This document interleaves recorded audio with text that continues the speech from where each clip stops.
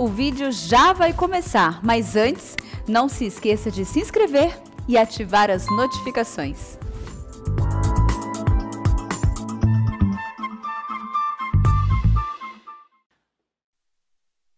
Muito bem, meus irmãos, nós estamos aqui hoje para dar início à nossa Escola Bíblica Dominical, deste dia 22 de maio de 2022, e estamos trabalhando o livro de Salmos. E hoje vamos expor o Salmo 22. Peço que você abra a sua Bíblia comigo e participe. E quero cumprimentar a todas as pessoas que estão nos acompanhando.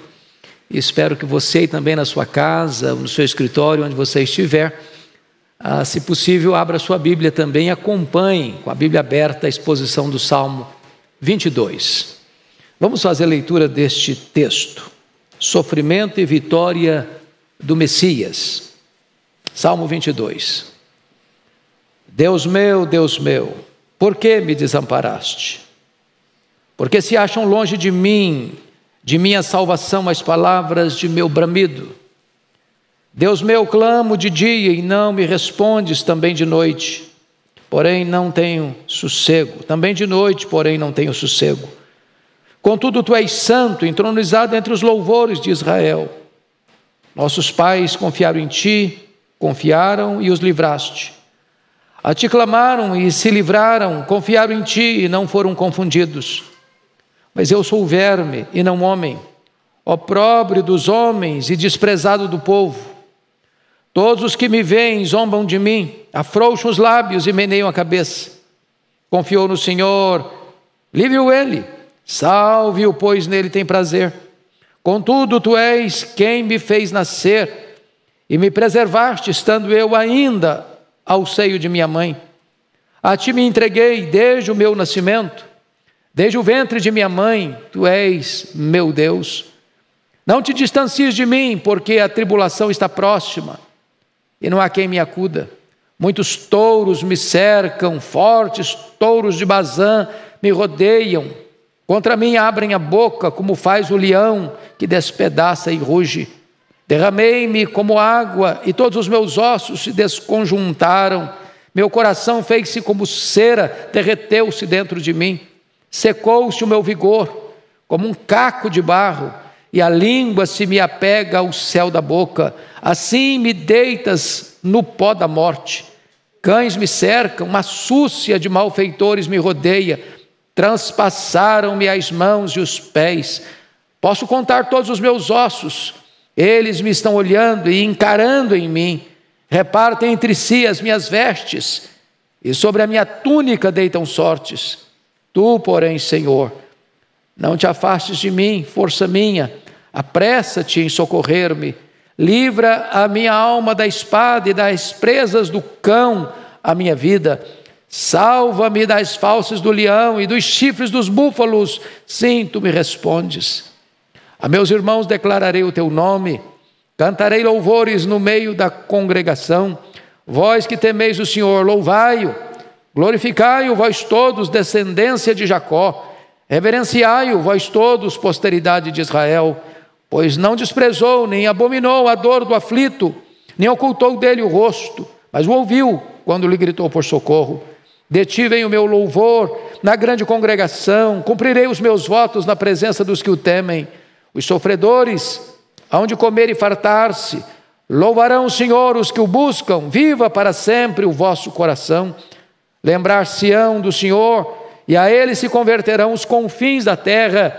Perante ele se prostrarão todas as famílias das nações, pois o Senhor é o reino, é ele quem governa as nações.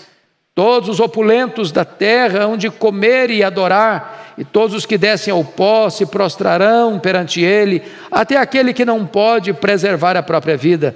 A posteridade o servirá, falar-se-á do Senhor à geração vindoura, aonde vir anunciar a justiça dele. Ao povo que há de nascer, contarão que foi ele quem o fez. Amém. Eu vou pegar emprestado de Charles Haddon Spurgeon o tema deste salmo. Spurgeon disse que este é o salmo da cruz. Então hoje vamos tratar sobre o salmo da cruz. Salmo da cruz. Se vocês já observaram cuidadosamente, Davi, que escreve o primeiro livro de Salmos, vocês sabem que os Salmos são 150 poemas, escritos num período de 1000 anos aproximadamente. Você tem poemas de Moisés, você tem poemas pós-cativeiro babilônico. Então, foram poemas que foram compostos por vários escritores, como Davi, Asaf, os filhos de Coré, Salomão, Moisés e outros autores anônimos. E assim como os livros da lei estão divididos em 5 livros do Pentateuco, também Salmos estão divididos em 5 livros. De 1 a 41, 42 ao 72, 73 ao 89, 90 ao 106, 107 ao 150. Nesse primeiro livro, de 1 a 41, basicamente todo ele foi escrito por Davi. E nos capítulos, ou melhor, nos Salmos 22, 23 e 24, nós temos uma importante trilogia. Essa trilogia pode ser chamada assim: no 22 ele é o Salvador, no 23 ele é o pastor, e no 24 ele é o soberano. Então você tem a cruz, o cajado e a coroa. No 22 é a cruz, no Salmo 23 é o cajado, no 24 é a coroa. Nós poderíamos ainda olhar essa trilogia por outro ângulo. O Novo Testamento fala de Jesus como pastor, em 3 perspectivas. Primeiro, João 10:11, ele é o bom pastor. Hebreus 13:20, ele é o grande pastor. 1 de Pedro 5:4, ele é o supremo pastor. Então no Salmo 22, ele é o bom pastor que deu a vida pelas ovelhas. No Salmo 23, ele é o grande pastor que vive para as ovelhas. E no Salmo 24, ele é o supremo pastor que voltará para as ovelhas. Essa trilogia está claramente posta aqui no livro de Salmos. Então o Salmo 22 está ligado a João 10:11. O Salmo 23 está ligado a Hebreus 13:20. E o Salmo 24 está ligado a 1 de Pedro 5:4. Cruz, cajado, coroa, bom pastor, grande pastor, supremo pastor. Então é sobre o Salmo 22 que agora eu gostaria de trabalhar com vocês, o primeiro salmo dessa trilogia. Se vocês atentaram para a leitura do texto, percebem que Davi não está falando dele mesmo. É impossível que tenha falado dele mesmo. Não consta em lugar nenhum na biografia de Davi que suas mãos foram furadas, seus pés foram vazados. Não consta em lugar nenhum da biografia de Davi que suas vestes foram repartidas. Portanto, esse salmo é um salmo profético e um salmo messiânico. Quando Pedro está pregando em Jerusalém, lá no capítulo 2, versos 29 ao 31, Pedro vai dizer que Davi era um profeta. E ele está apontando para o filho dele, porque fora prometida a ele que não faltaria no trono um descendente dele, e o descendente dele, chamado filho de Davi, é aquele cujo trono é eterno e cujo reino não passará. E profeticamente Davi está apontando para Jesus, o Messias, que morreria e ressuscitaria dentre os mortos. Então este salmo, amados, é um salmo messiânico. Ele está tratando de Jesus. É por isso que Spurgeon diz que este é o salmo da cruz, salmo da cruz. E esse salmo está dividido em 2 partes bem claras. A primeira parte do salmo vai do verso 1 ao 21. Ele trata da humilhação do Messias sofredor. E a segunda parte do salmo é a exaltação do Messias vencedor, versos 22 ao verso 31. Então, do 1 ao 21 é o sofrimento do Messias, do 22 ao 31 é a exaltação do Messias. Então vamos olhar, em primeiro lugar, a humilhação do Messias sofredor, versos 1 a 21. Eu quero destacar alguns pontos. Primeiro, o Messias foi abandonado pelo Senhor. É o que descreve aí os versos de 1 a 5. E a Bíblia trata disso com muita eloquência no Novo Testamento. Por exemplo, você lê lá em primeira carta de Pedro, capítulo 2, verso 4, que ele foi carregando sobre o seu corpo os nossos pecados. Em outras palavras, o que era mais pesado não era o lenho, eram os nossos pecados. O que o fez se angustiar até a morte, chorar e sangrar no Getsêmani, foi o cálice, que era exatamente a ira de Deus, que deveria cair na nossa cabeça, para nossa condenação. E Jesus, como nosso fiador, substituto e representante, toma o nosso lugar. Se faz pecado por nós, se faz maldição por nós. E diz a Escritura que naquele momento não havia beleza nele. Naquele momento o sol escondeu o rosto dele. Naquele momento ele foi ferido e agradou ao Pai moê-lo. Essa é a descrição que nós temos nas Escrituras. Que aquele que não conheceu o pecado, Deus o fez pecado por nós. Que aquele que era bendito foi feito maldição por nós. E essa é a expressão que a Bíblia menciona, que ele foi abandonado. Então veja aí, em primeiro lugar, o desamparo na cruz no verso 1. Deus meu, por que me desamparaste? Esta é a quarta palavra da cruz, vocês se lembram disso. A primeira foi, Pai, perdoa-lhes, porque não sabem o que fazem. A segunda foi, hoje mesmo estarás comigo no paraíso. A terceira foi, mulher, eis aí o teu filho, filho, eis aí a tua mãe. Quarta foi, Deus meu, por que me desamparaste? A quinta foi, tenho sede. A sexta foi, está consumado. E a sétima foi, Pai, nas tuas mãos entrego o meu espírito. Então o verso 2, o verso 1 foi exatamente a expressão que Jesus empresta do Salmo 22 na cruz. Deus meu, por que me desamparaste? E aqui está o grande mistério do Evangelho, irmãos. É que o amado Filho de Deus, em quem o Pai tem todo o seu prazer, em quem o Pai se deleita e se deleitou e há de se deleitar por toda a eternidade. Naquele momento ele foi desamparado em nosso benefício, para que nós não fôssemos desamparados por toda a eternidade.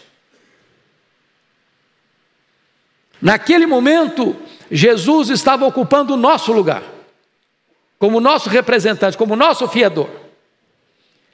Aqui está, irmãos, uma das doutrinas mais sublimes da Bíblia, que nós chamamos a doutrina da expiação. Se você nunca entender a doutrina da expiação, você não consegue valorizar o que foi o sacrifício de Cristo na cruz. Tem gente que até hoje pensa que Cristo morreu na cruz para possibilitar a nossa salvação. Apenas isso. Mas foi muito mais do que isso. Cristo não morreu na cruz apenas para possibilitar a sua salvação. Cristo morreu na cruz em seu lugar, em seu favor, como seu fiador, como seu representante. Ele morreu por você, ele morreu pelos seus pecados. Ele estava ali quitando a sua dívida. Então, ele morreu a nossa morte. Ele morreu para salvar você, não apenas para possibilitar a sua salvação. Mas em segundo lugar, as orações não atendidas, olha a parte B do versículo 1 e o verso 2. Porque se acham longe de minha salvação as palavras de meu bramido, Deus meu, clamo de dia e não me respondes, também de noite, porém não tenho sossego.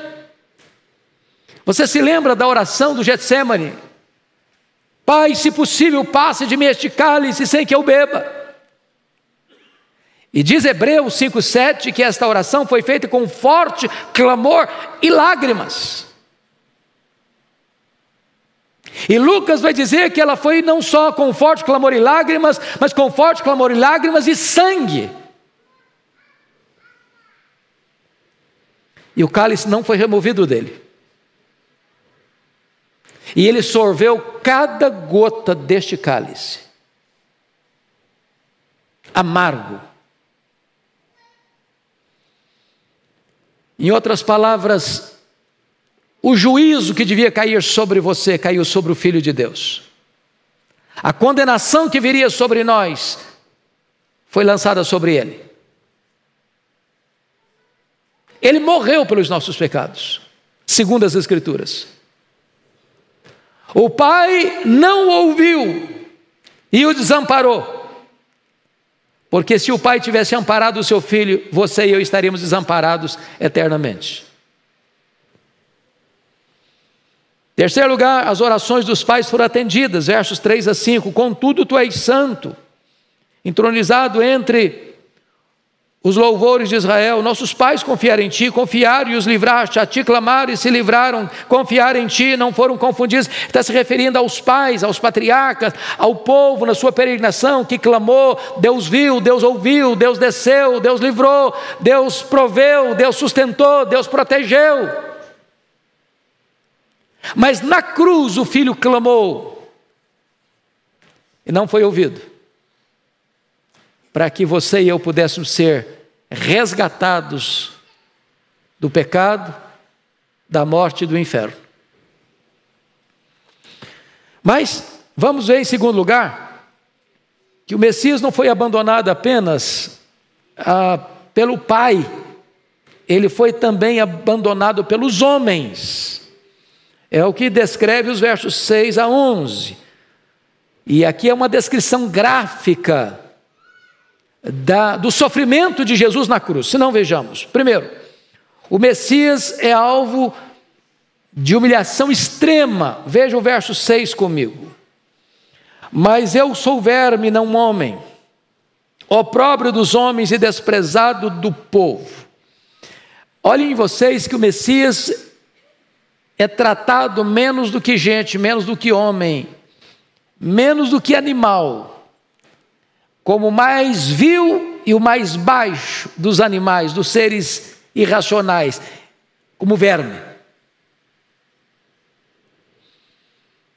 Ele desceu, diz a Escritura, que ele, sendo Deus, não julgou como usurpação o ser igual a Deus, antes a si mesmo se esvaziou, assumindo a forma de servo, e se humilhou até a morte e morte de cruz. Em outras palavras, ele desceu às profundezas, ao nadir, às camadas abissais. Não tinha como descer mais. E na linguagem profética de Davi, ele foi tratado como um verme, não como um homem.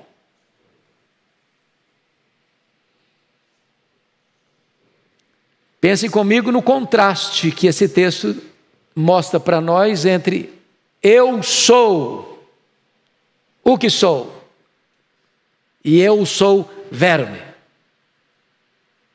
Foi a esse ponto que o nosso amado Redentor desceu para nos salvar. Mas em segundo lugar aqui, nesse texto, abandonado pelos homens, não só alvo de humilhação extrema, mas alvo também de desprezo extremo. Olha o verso 7. Todos que me veem zombam de mim, afrouxam os lábios e meneiam a cabeça. Essa é uma descrição gráfica, né? Descrição gráfica do texto bíblico, que as pessoas passavam e meneavam a cabeça. Não é menear a cabeça de, coitado, puxa vida. Não, não, não. É menear a cabeça de bem feito. Confiou em Deus? O que deu? É de zombaria, é de escárnio. É opróbrio em grau superlativo. Mas em terceiro lugar, o Messias é alvo ainda de uma zombaria absurda no verso 8. Confiou no Senhor, livre-o ele, salve-o, pois nele tem prazer. Não foram essas palavras lá dos sacerdotes, dos escribas, ali zombando, escarnecendo ao pé da cruz? Ei, confiou em Deus, livre-o ele. Se ele fosse de Deus mesmo, Deus o livraria. É uma descrição literal, profética, escrita 1000 anos antes da cruz, do cenário que aconteceu ao pé da cruz, de todo o escárnio que ele recebeu. Mas ainda, apesar desse sofrimento todo, dessa humilhação toda, dessa zombaria toda, dessa vilipêndio todo, nos versos 9 a 11, o Messias reafirma a sua firmeza inabalável, apesar das circunstâncias dolorosas. Olha aí os versos 9 a 11 comigo. Contudo, veja você que contudo é uma espécie aqui de... Não é uma espécie, não, é uma conjunção adversativa aqui que mostra o contraste. Contudo, tu és quem me fez nascer e me preservaste, estando eu ainda ao seio de minha mãe, a ti me entreguei desde o meu nascimento, desde o ventre de minha mãe. Tu és o meu Deus. Tu não te distancies de mim, porque a tribulação está próxima e não há quem me acuda. Então, veja você que, numa cena muito linda da Escritura, essa é outra coisa importante entender no relato bíblico. Jesus não foi uma vítima, irmãos. Tem muita gente que tem, coitadinho de Jesus, né? Os quadros, às vezes, que se pintam, de um Jesus sofrido, de um Jesus esquálido, de um Jesus caquético, ou de um Jesus fraco, de um Jesus impotente, fracassado, derrotado. Não é essa a visão bíblica. Jesus foi à cruz por duas razões. Ele não foi à cruz porque Judas o traiu por ganância, ele não foi à cruz porque Pedro negou por covardia, ele não foi à cruz porque o Sinédrio o sentenciou por blasfêmia e conspiração contra César, por inveja. Ele não foi à cruz porque Pilatos o sentenciou à pena de morte por conveniência. Ele não foi à cruz porque os soldados o pregaram naquele lenho com crueldade. Ele foi à cruz porque o Pai o entregou por amor. Aquele que não poupou o seu próprio filho, mas por todos nós o entregou. Deus prova o seu próprio amor para conosco pelo fato de ter Cristo morrido por nós, sendo nós ainda pecadores. Mas em segundo lugar, ele foi para a cruz porque ele voluntariamente se entregou. Aliás, isso foi um plano traçado lá na eternidade, antes da criação do mundo. Não foi um plano B porque o plano A fracassou. Deus não usa rascunho nos seus planos. Está escrito lá em Apocalipse 13, 8, que o Cordeiro foi morto desde a fundação do mundo. Não é que Deus foi pego de surpresa com o pecado de Adão e Eva no Éden. E agora Deus tem que dar um jeitinho de última hora para resolver o problema. Não, o plano foi traçado na eternidade. E Cristo se apresenta para ser o fiador, o representante, o mediador, o redentor. E ele disse com clareza eloquente: ninguém tira a minha vida de mim, eu, pelo contrário, espontaneamente a dou. Quando foram prendê-lo lá no Getsemane, foi ele que se apresentou e perguntou: a quem buscais? A Jesus o Nazareno. Pois sou eu. Quando Pilatos perguntou para ele se ele era rei, ele disse: para isso eu vim ao mundo. Ele tinha plena consciência, porque ele mesmo alertou os seus discípulos por 3 vezes que ele subiria para Jerusalém, seria entregue nas mãos dos principais sacerdotes, seria crucificado para ressuscitar. Não houve ali nenhum acidente de percurso. A morte de Cristo não foi um acidente, como a sua ressurreição não foi uma surpresa. É um plano eterno. E é muito importante, meus amados irmãos, compreender esta verdade. Ele vai para a cruz conscientemente, como um rei caminha para a sua coroação. Aliás, quando ele estava indo para a cruz, ele faz a oração sacerdotal e proclama que ele estava glorificando o Pai, e glorificaria o Pai com a sua morte. Compreender isso faz toda a diferença para nós.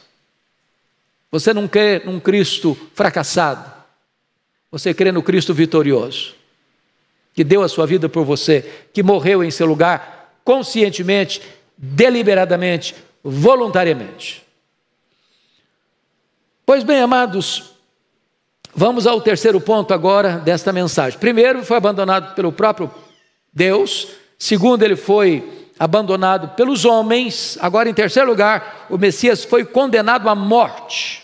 Versículos 12 a 21. Vamos ver a conspiração dos gentios e judeus para matá-lo. Então vamos olhar isso. Aqui no texto bíblico ele vai usar figuras de animais, de feras. Ele vai dizer que os homens se juntaram, judeus e gentios, como bestas, como feras, selvagens, para matá-lo. E eu queria que você, com a Bíblia aberta, conferisse comigo no verso 12. Ele usa a figura dos touros de Bazã. Bazã era a região na época mais fértil, mais adequada para a criação de reses, de bois. As vacas de Bazã eram as mais bonitas, as mais produtivas. Só ler lá em Amós. Então os touros de Bazã eram os touros mais fortes. Ele usa no verso 13 a figura do leão que despedaça e ruge. Ele usa no verso 16 a figura dos cães. No verso 20, ele usa a figura do cão de novo. No verso 21, ele vai usar a figura dos chifres dos búfalos. O que ele está querendo mencionar com isso? Ele está querendo mencionar com isso que judeus e gentios se juntaram, se uniram, como feras selvagens, como bestas feras. E ele usa tanto os animais selvagens como os animais, nós chamaremos de domésticos, para atacá-lo, para matá-lo. Você lê o Evangelho de Marcos, por exemplo, como inimigos, como fariseus e herodianos se juntam para matar Jesus. Você vai perceber que até Herodes, Antipas e Pilatos, que eram inimigos, se juntam para condenar Jesus. Você percebe que os judeus entregam Jesus e os romanos sentenciam, dão a sentença de morte a Jesus. Então há uma conspiração, há uma aliança de judeus e gentios para matá-lo. Essa é a ideia gráfica do texto. E vamos perceber isso, se você puder rapidinho, ir comigo lá para Atos dos Apóstolos, capítulo 4.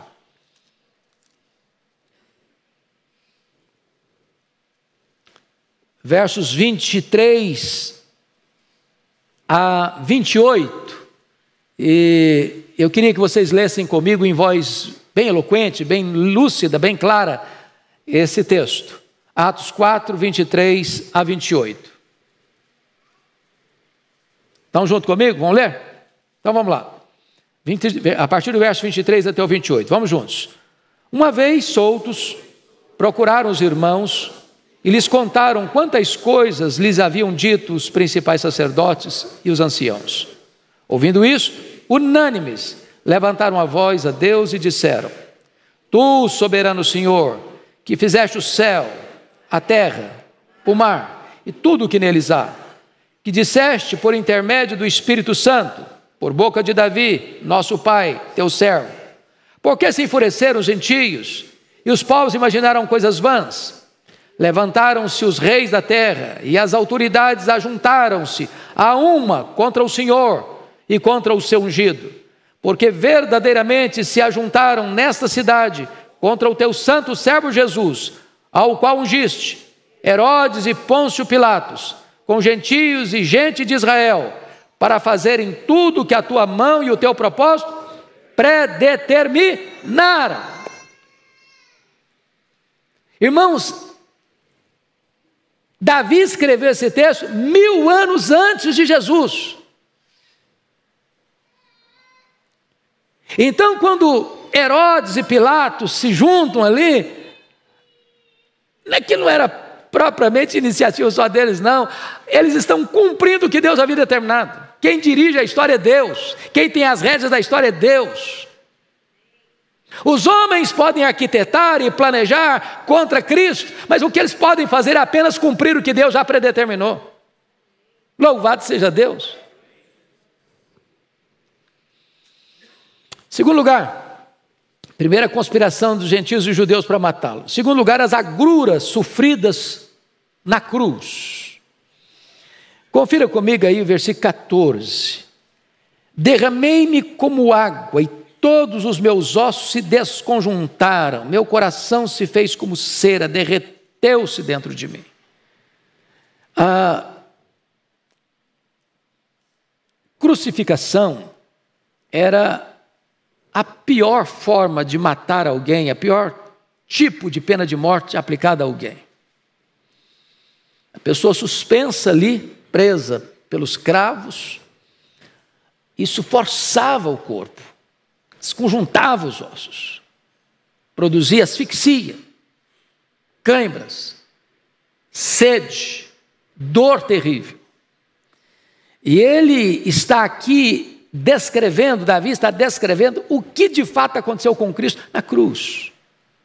Ossos desconjuntados. Mas notem mais, versículo 15. Secou-se-me o vigor, como um caco de barro. Aqui há sede atroz. E ainda gravaram a dor dele quando colocaram vinagre, que aguça ainda mais a sede. E a língua se me apega ao céu da boca, assim me deitas no pó da morte. Então, dentre os sofrimentos físicos de Jesus, um dos mais agônicos foi a sede. Por isso que a quinta palavra da cruz destaca o sofrimento físico dele. Tenho sede. Aquele que é a fonte da vida, aquele que é a água da vida, aquele que dá a água da vida, aquele que diz: quem crer em mim, rios de água viva fluirão do seu interior, teve sede por amor a você e a mim. Mas olha o versículo 17. Posso contar todos os meus ossos, eles me estão olhando e encarando em mim. Olha a figura poética. Arquejando na cruz, respiração ofegante, afligida pela sede, pelas cãibras, pelas dores. E ele está dizendo: as minhas costelas vão se destacando, como costelas em ponta, agravando o sofrimento dele naquele momento dramático da cruz. Mas ainda, confira comigo o verso 18. Repartem entre si as minhas vestes, e sobre a minha túnica deitam sortes. Olha que aqueles soldados, quando estão lá repartindo, lançando sorte nas vestes de Jesus, eles não sabiam. Eles não estavam dizendo: olha gente, tem uma profecia lá no Salmo 22, nós temos que cumprir, então vamos fazer o dever de casa aqui. Nada disso, eles não sabiam nada disso. Mas eles estão cumprindo literalmente o que Deus havia determinado. Se alguém tem dúvida que a Bíblia é a palavra de Deus, uma das razões eloquentes de que a Bíblia é a palavra de Deus é que as profecias se cumprem literalmente. Deus escreve a história antes dela acontecer. Mas vamos agora para o verso 19, por favor. O que está escrito aí? Tu, porém, Senhor, não te afastes de mim, força-me, apressa-te em socorrer-me.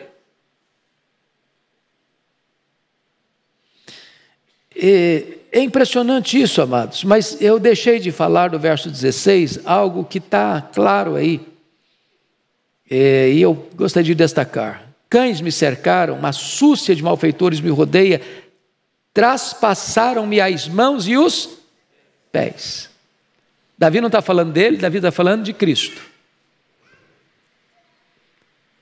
As mãos que curaram, as mãos que criaram o universo, as mãos que consolam, que abençoam, as mãos que entreteceram cada um de nós no ventre da nossa mãe, estão rasgadas, cravadas no lenho.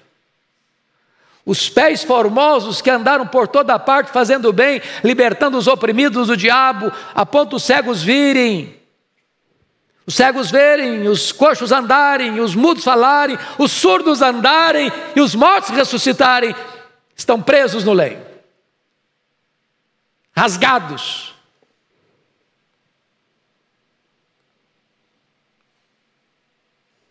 E no verso 19 ele está pedindo socorro. Tu, porém, Senhor, não te afastes de mim, força minha, apressa-te em socorrer-me.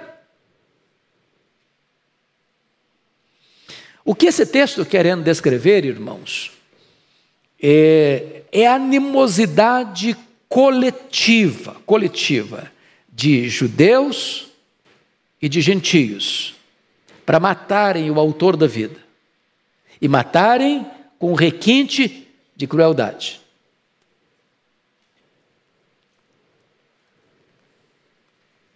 Agora imagine você, se você ainda tem dúvidas sobre o amor de Deus.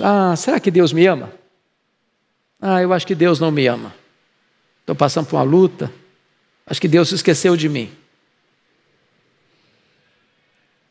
Não tem como Deus amar mais. Deus ama com amor eterno e sacrificial. Deus não escreveu em letras de fogo nas nuvens, eu te amo. Deus esculpiu na cruz do Calvário, eu te amo. Paulo, tratando deste assunto em Romanos 5, diz que dificilmente alguém daria a vida por um amigo. Por alguém bom, talvez até alguém se anime a morrer. Mas Deus prova o seu próprio amor para conosco, pelo fato de ter Cristo morrido por nós, sendo nós ainda pecadores. Ele nos amou quando éramos ímpios, fracos, pecadores e inimigos. Do ponto de vista humano, eu pergunto a pai e mãe aqui, quem voluntariamente diria assim, eu entrego meu filho para morrer no lugar do meu amigo? Entre o meu amigo e meu filho, que o meu filho morra, para que o meu amigo viva. Quem, conscientemente, entre nós faria isso?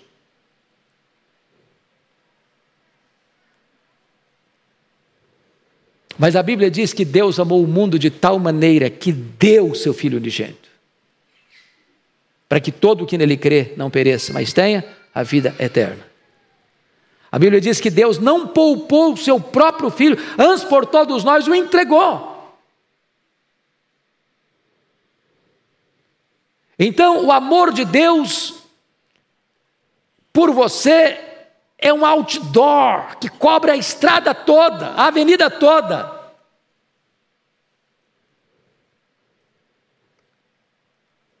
Não espere maior expressão de amor que essa. Aqui é o amor máximo, superlativo. Agora vamos concluir com o segundo ponto desse salmo, e eu vou ser mais breve aqui, bem breve, que é a exaltação do Messias vencedor, a partir do verso 22 até o 31. Então Davi, que está tratando de um assunto profético, apontando para o Messias, faz uma transição da humilhação para a exaltação, do sofrimento para a glória, da oração por socorro para o louvor. E eu destaco aqui 3 verdades. Primeiramente, o louvor glorioso, versos 22 a 25. Notem comigo: a meus irmãos declararei o teu nome, cantar-te-ei louvores no meio da congregação. Vós que temeis o Senhor, louvai-o, glorificai-o. Vós todos, descendência de Jacó, reverenciai-o. Vós todos, posteridade de Israel, pois não desprezou, nem abominou a dor do aflito, nem ocultou dele o rosto, mas o ouviu quando lhe gritou por socorro. De ti vem o meu louvor, na grande congregação, cumprirei os meus votos na presença dos que o temem.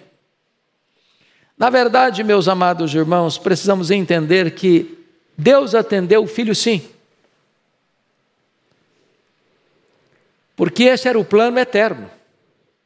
O filho daria a sua vida pela sua igreja, pela sua noiva.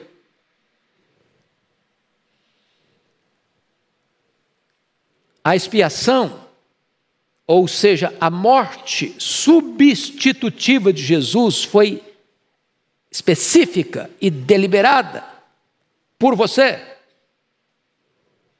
Então, quando o filho estava na cruz, ele estava morrendo pela sua igreja, pelas suas ovelhas, por você. Ele estava dando a sua vida em seu favor. Ele morreu pelos seus pecados, segundo as Escrituras, e ressuscitou, segundo as Escrituras, para a sua justificação. E ele aqui está declarando isso. Talvez aqui se encaixa muito bem o texto de Hebreus, capítulo 2, versículo 12, versículo 2. E isso é tão precioso para nós. Está escrito: olhando firmemente para o autor e consumador da fé, Jesus, o qual, em troca da alegria que lhe estava proposta, suportou a cruz, não fazendo caso da ignomínia, está sentado à destra do trono de Deus. Olha que coisa impressionante. Jesus está indo para a cruz, carregando lenho, debaixo de apulpos, vaias, de uma multidão ensandecida, tresloucada, sangue sedenta, e elas estão dizendo: crucifica-o, crucifica-o, estão meneando a cabeça, salva-te a ti mesmo, oh, confiaste em Deus, vem Ele salvar-te. Estão lá meneando a cabeça, zombando, escarnecendo, botando vinagre na sua boca, e Jesus caminha para essa cruz, sabendo da alegria que lhe estava proposta, ele suportou a cruz. Qual a alegria que estava proposta a ele? A alegria de salvar você, de glorificar o Pai salvando você, arrancando você da potestade de Satanás para Deus, tirando você do império das trevas para o reino da luz, tirando você da casa do valente para você pertencer à casa do Deus vivo. Que verdade bendita! Ele vai para a cruz, não levando conta, caso da ignomínia, pela alegria que lhe estava proposta. Mas vamos entender Hebreus 5,7. Ofereceu forte clamor e lágrimas àquele que podia libertá-lo da morte. Essa oração foi ouvida. Deus não o livrou da morte, mas ele, ao morrer, entrou nas recâmaras da morte, arrancou o aguilhão da morte e matou a morte, ressuscitando e inaugurando a imortalidade. Louvado seja Deus! Nós chamamos isso de conspiração divina. A morte não pôde detê-lo, nem o seu corpo viu corrupção. O mundo estava aplaudindo, o diabo estava aplaudindo, o inferno estava aplaudindo, achando que tinha ganhado dele. Mas ele entra nas entranhas da morte, arranca o aguilhão da morte, mata a morte e ressuscita, se tornando a ressurreição e a vida. E todo aquele que nele crê e vive não morrerá eternamente. Louvado seja o Senhor. Mas em segundo lugar, não só o louvor glorioso, mas agora vamos ver o reino glorioso. Versos 26 a 29. Os sofredores hão de comer e fartar-se. Louvarão o Senhor os que o buscam. Viva para sempre o vosso coração. Lembrar-se-ão do Senhor e a Ele se converterão os confins da terra. Perante Ele se prostrarão todas as famílias das nações. Pois do Senhor é o reino. É Ele quem governa as nações. Todos os opulentos da terra hão de comer e adorar. Todos os que descem ao pó se prostrarão perante Ele, até aquele que não pode preservar a própria vida. Bendito seja Deus. O que ele está dizendo aqui é que o Messias vencedor recebe homenagens dos gentios, dos povos, dos reis, dos poderosos, de todos os cantos, de todas as nações. E o seu reino será estabelecido. O seu reino governa as nações. Não tem nenhum rei, irmãos, na terra que tem essa característica. Um rei governa um pedaço da terra, governa uma nação, ou na época dos impérios passados, seja o egípcio, seja o assírio, seja a Babilônia, seja o Medo-Persa, seja o grego, seja o romano, seja os grandes impérios que dominaram o mundo, dominam parte. Mas o reino de Cristo domina as nações. Ele é rei sobre toda a terra. Seu reino é eterno, seu trono jamais será abalado. As nações se submeterão a Ele e Ele reinará para sempre. Louvado seja o Senhor. Mas finalmente, nós encontramos aqui o futuro glorioso nos versos 30 e 31. A posteridade o servirá, falar-se-á do Senhor à geração vindoura. Aonde vir anunciar a justiça dele, ao povo que há de nascer, contarão que foi ele quem o fez. Então você começa a perceber o seguinte, que gerações passadas serviram a ele, a nossa geração serve a ele, e o que nós vamos fazer com os nossos filhos, com os nossos netos, com os nossos descendentes? Vamos falar para eles, é a Jesus que nós vamos servir. E de geração em geração, nós estamos passando o bastão da fé. Passando o bastão da fé. Para que os que vão vir depois de nós, as futuras gerações, ponham nele a sua confiança. E sabe o que nós vamos contar para eles? Não fomos nós que fizemos. Quem fez tudo foi Ele. Olha como é que termina o Salmo. Hão de vir e anunciar a justiça dele ao povo que há de nascer, contarão que foi ele quem o fez. A sua salvação não é obra sua, a sua salvação não é obra da igreja, a sua salvação não é obra das suas obras, a sua salvação não é obra dos seus méritos, tudo foi feito por ele. Porque dele, e por meio dele e para ele são todas as coisas. A ele pois glória pelos séculos dos séculos. Amém. Louvado seja o Senhor. Que bonito é saber que Deus planejou tudo, Deus executa tudo e Deus consumará tudo para o louvor da sua própria glória. Vamos ficar em pé e vamos orar.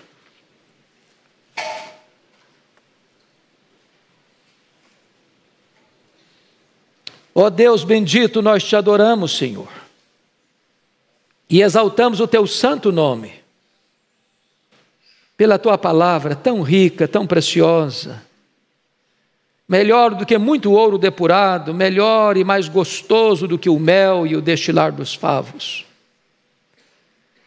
Esta palavra é viva, esta palavra é poderosa, esta palavra é inspirada, ela é inerrante, ela é infalível, ela é suficiente para nós. Nós queremos mais da tua palavra, nós queremos que tu desvende os nossos olhos para contemplarmos as belezas da tua lei. Oh Deus, que esta palavra agora restaure a nossa alma, que ela ilumine os nossos olhos, que ela nos traga sabedoria, que ela gere no nosso coração, Deus, gratidão por este plano eterno, que nos incluiu, porque fomos escolhidos, chamados, justificados, glorificados, porque no teu coração e na tua mente já estamos glorificados. Louvado seja o teu nome. que Tu edifiques a Tua igreja, que Tu consoles a Tua igreja, que Tu reavives a Tua igreja, para que ela olhe, meu Deus, para a cruz e encontre ali, reluzindo o Teu amor, a Tua justiça, a nossa salvação. Bendito é o Teu nome, Senhor, por esse tempo tão precioso de estudo da Tua palavra. Oramos com gratidão, em nome de Jesus. Amém. Deus abençoe, amados. Até daqui a pouquinho, às 11, para o culto que prestaremos ainda ao Senhor.